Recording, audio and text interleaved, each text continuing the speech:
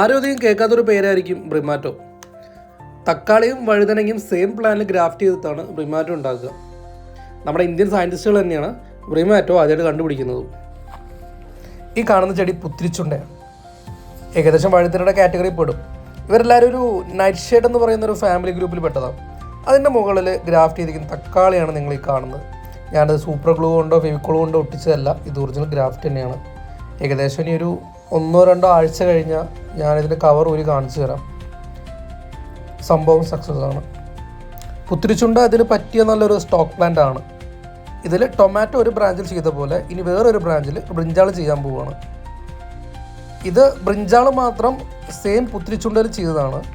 ഏകദേശം 2 വർഷത്തിൻ്റെ പ്രായമുണ്ട്. നല്ല മൂത്ത് ഹൈറ്റിലൊരു മരം പോലെയാണ് നിൽക്കുന്നത്. വഴുതനങ്ങ പുത്തിരിച്ചുണ്ടയിൽ ഗ്രാഫ്റ്റ് ചെയ്ത് അത്യാവശ്യം ഉണ്ടാവുന്നുണ്ട്. പക്ഷേ തക്കാളി എത്രത്തോളം സക്സസ്ഫുൾ ആവുമെന്ന് വളർന്നാൽ തന്നെ അറിയുള്ളൂ.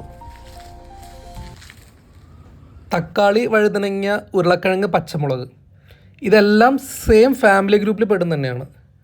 അതുകൊണ്ട് തന്നെ നമുക്കിത് പരസ്പരം ഗ്രാഫ്റ്റ് ചെയ്യാവുന്നതാണ്. നിങ്ങളൊന്ന് ജസ്റ്റ് ഇമാജിൻ ചെയ്ത് നോക്കിയേ, ഈ എല്ലാ ചെടികളും കൂടെ ഒരൊറ്റ പ്ലാന്റിൻ്റെ മുകളിൽ ഉണ്ടാവുന്നത്.